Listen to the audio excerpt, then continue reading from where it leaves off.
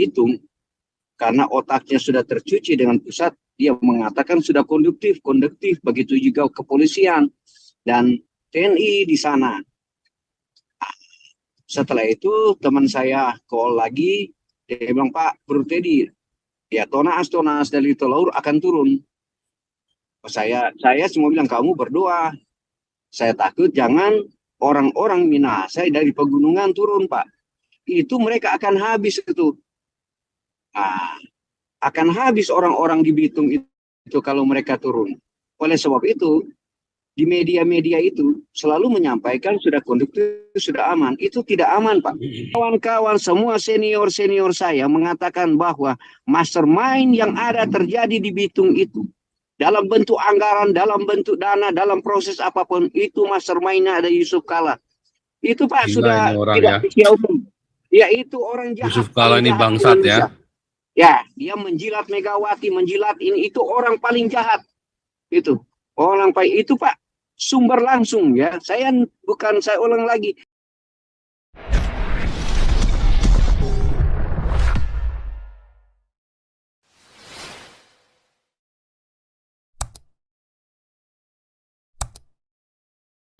Sebentar ya Pak Permesa duduk ya, silakan. Permesa, hilang lagi dah. Iya, shalom, Pastor. Ya, shalom. Salam damai sejahtera. Ya, saya kemarin dengar khotbah Pak Pastor ya. Saya selalu tertegur dengan kita sudah tidak melawan darah dan daging. Tetapi kadang-kadang di kepala saya jadi kontras pemikirannya gitu. Saya mau masuk ke ranah masalah persoalan yang terjadi masa di Bitung. Sebenarnya ini dipengaruhi oleh skala global yang terjadi di Palestina dan Israel. Pertama saya mau menyampaikan bahwa waktu terjadi peristiwa di Bitung, teman-teman saya dari Bitung langsung call saya, teman-teman saya, dan saya juga call balik ke sana. Pertama yang jadi persoalan adalah mereka membantai kakek umur 70 tahun, 80 tahun ya. Di Bitung itu. Mereka hantam pakai panah wire.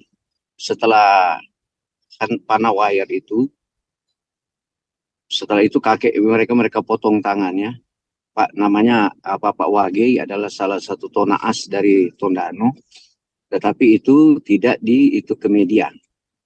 Pertama itu mau sampaikan. Kedua saya mau sampaikan di sini teman-teman, saya memahami topografi, ya, demografi, sosiologis daripada Tanah Minahasa. Tanah Minahasa itu Sulawesi Utara dulu saya menyampaikan secara umum, itu ada Gorontalo, ada Bolang Mongondo, ada Minahasa, ada Sangita Laut. Minahasa itu Bitung masuk Minahasa. Memang secara kultur kalau kita bilang Gorontalo memang mereka sudah ada penduduk Islam. Dan begitu juga Bolang Mongondo. Tetapi ikatan kekeluargaannya, kerukunannya sudah terjalin sejak dulu lama karena di latar belakang budaya yang sama. Saya bilang budaya yang sama. Kemudian di Bitung bagaimana persoalan? Di Bitung sekarang itu tanah Minahasa. Itu saya katakan itu tanah leluhur orang Minahasa. Tanah leluhur orang Minahasa dan perlahan-lahan diinvasi oleh Islam-Islam garis keras yang ada di Jawa dan yang ada di Sulawesi. Bukan Gorontalo, bukan Bolang Mongondo. Karena orang Minahasa tidak akan konflik dengan Bolang Mongondo dan orang Gorontalo. Saya ulangi, karena kerukunannya sangat luar biasa. Yang terjadi di Bitung adalah masuknya Islam-Islam garis keras yang mencuci otak Islam-Islam yang ada di Bitung. Nah, ini sudah terjadi dari beberapa tahun yang lalu. Kemudian mereka akan membuat satu masjid yang terbesar di Air Tembaga. Nah, itu semua orang sudah tahu. Ya. Sekarang persoalannya di mana masalah orang masyarakat Bitung sama tonaas orang Minahasa. Masalah di pembantaian itu. Nah, cuma kawan saya, wali kota Bitung, karena otaknya sudah tercuci dengan pusat, dia mengatakan sudah konduktif. Begitu juga kepolisian dan TNI di sana. Setelah itu teman saya call lagi, dia bilang, Pak Bro Teddy, ya tonaas dari Tolaur akan turun. Saya semua bilang, kamu berdoa. Saya takut jangan orang-orang Minahasa dari pegunungan turun, Pak. Itu mereka akan habis itu. Nah, akan habis orang-orang di Bitung itu kalau mereka turun. Oleh sebab itu, di media-media itu selalu menyampaikan sudah konduktif, sudah aman. Itu tidak aman, Pak. Saya bilang kepada teman-teman di mana saja berada yang mendengar ini. Kalau Anda tanya kepada orang Minahasa, pandangan saya akan sama. Saya tidak berpolemik. Jujur saya tidak berpolemik. Saya tahu jiwa orang Minahasa. Oleh sebab itu, gambaran saya tadi, saya sudah tidak mau menyemangati dengan perang darah dan daging gitu. Sebenarnya darah saya masih tetap situ. Berpikir saya kalau terjadi benar kerusuhan saya akan kembali ikut berperang. Karena apa? Saya selalu gambarkan kepada teman-teman, kepada tokoh-tokoh budaya di sana. Ini Islam berbahaya sekali karena Anda hidup di dalam kandang yang sama, Anda tidak tahu berbahaya. Kita yang di luar kita pantau bagaimana bahayanya Islam garis keras itu yang terlembaga di negara kita. Anda tidak tahu, saya sudah sampaikan bahwa proses Islamisasi yang terjadi secara sistemik, ya, sudah terjadi di Indonesia bagi minoritas-minoritas kayak digunakan pada minoritas Kristen itu. Kemudian saya selalu kasih generalisasi. Saya bilang ini pejabat negara sama lembaga-lembaga Islam.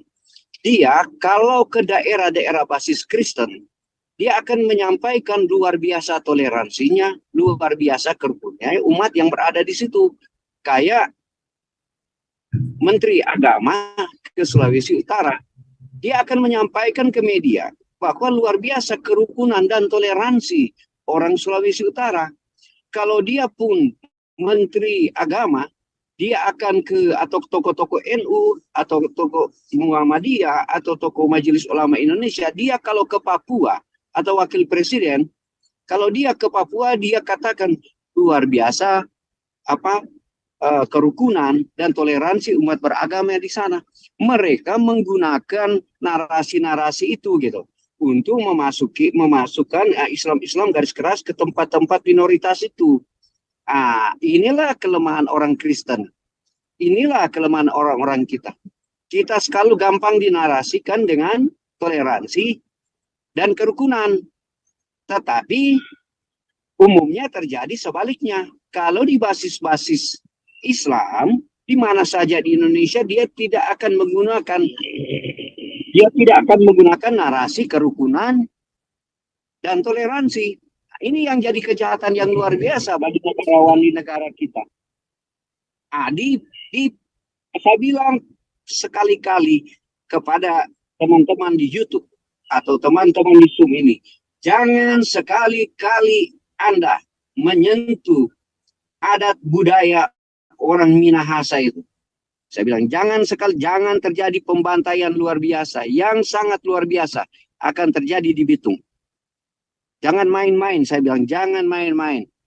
Kan seringkali saya katakan memang orang Minahasa itu adalah pemeluk hampir 80% Kristen, 90% Kristen. Karena Islam masuk dengan sistemik, dengan metode-metode mereka menggunakan wanita, berani membeli tanah, macam-macam mereka lakukan untuk mengislamkan Sulawesi Utara. Ya, ini pejabat udah tahu, tapi pejabat-pejabat kita ketakutan. Pejabat-pejabat kita ketakutan, tokoh-tokoh agama kita ketakutan untuk menyampaikan kalimat seperti ini.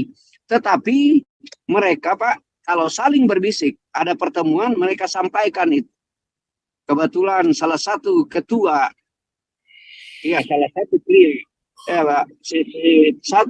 pria Kumbapa yang ada di Minahasa selalu berkomunikasi dengan saya.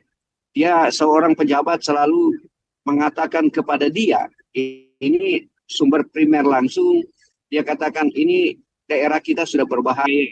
Mereka sudah menguasai tempat kita dengan cara begini, cara begitu gitu. Tetapi dia takut menyampaikan itu kepada publik dan kepada pemerintah, otoritas pemerintah di Indonesia, karena dia pejabat. Ini yang saya mau sampaikan, pada ketakutan orang-orang Minahasa, tokoh-tokoh Minahasa untuk menyampaikan itu dengan dalil untuk menjaga konduktif konduktivitas daripada daerah itu. Tetapi saya ada kekhawatiran saya jikalau tokoh-tokoh masyarakat, tokoh-tokoh Tonaas itu, tokoh-tokoh adat itu turun tangan. Melainkan saya mendengar langsung dari itu si tokoh Laskar Manguni Indonesia LLM itu dia selalu menyampaikan bahasa konduktif. Sudah begini, kendati dalam dunia kacamata luar orang yang disampaikan di sana tidak lagi konduktif. Karena belum turun, Pak. Saya bilang belum turun, ya, orang Ton Tembuan itu, Ton Bulu, Ton Sawang, Ton Sea. Itu 3 suku itu kalau dia turun barengan, Pak Paul. Saya katakan, saya menyampaikan, saya khawatir. Saya dengar-dengar khotbah terus dari Pak Paul Sadi kasih segarkan. Kita tidak melawan, kita harus dengan dialektika, dengan diplomasi. Tetapi selalu saya muncul di dalam bagaimana kalau saudara saya dibantai. Mati percuma. Kayak saya bilang si Bapak Wage. Tanya Pak, boleh call. Pak Wage itu mati sia-sia. Itu kena panah wire dipanain. Teman-teman dengar baik-baik. Itu dilakukan oleh Islam yang terlembaga. Saya selalu menyampaikan bukan Islam pada umumnya. Adalah Islam yang terlembaga dengan garis-garis keras. Islam organisasi garis keras. Mereka membunuh Bapak Wage itu. Itu hari H jadi mereka call Pak Teddy. Bro Wage sudah meninggal. Orang yang sudah tua sudah dibantai lagi Pak. Oleh sebab itu di media mereka tidak menyampaikan hal-hal seperti itu. Nah, jangan terjadi kerusuhan besar-besaran di Bitung karena berawal dari Bitung. Kalau Bitung Sulawesi Utara itu hancur, memang negara akan hancur. Itu konsekuensinya. Nah, ini saya semua sampaikan yang kebenaran yang terjadi dan saya sampaikan di sini ulang-ulang bahwa saya tidak pernah berpolemik. Saya ini orang akademis. Saya punya pengetahuan untuk menganalisa, mengkritisi, ya, mengkreativitaskan itu dan mengkonstruktifkan itu secara positif begitu. Dan oleh sebab itu saya sampaikan begitulah yang terjadi di Bitung itu. Persoalan konflik karena adat itu, yang satu bukan adat, Pak. Yang satu bukan adat, jangan bilang adat. Yang adat itu adalah orang Minahasa yang pakai pakaian perang itu. Mereka iya, lagi satu agama. Iya, satu agama. Itu yang saya jangan ditutup-tutupin. Itu ada 2 kubu. Bukan itu. Kan jangan ya. Sekarang dia terbuka, jangan ditutup-tutupi. Saya sampaikan jangan ditutup-tutupi. Cuma Pak, saya kadang-kadang kita memblame tokoh-tokoh agama kita di sana tak. Begitu juga pejabat-pejabat negara ditekan itu. Nah, ini saya sama menyampaikan narasi yang terjadi di Bitung. Dan cuma saya harapkan jangan ada khawatir masalah Bitung. Saya bilang kalau tokoh-tokoh adat, saya bilang di 3, Ton Tembuan, Ton Bulu, Ton Sawang, Ton Lour, mereka turun Sangita Laut, kemudian Banti.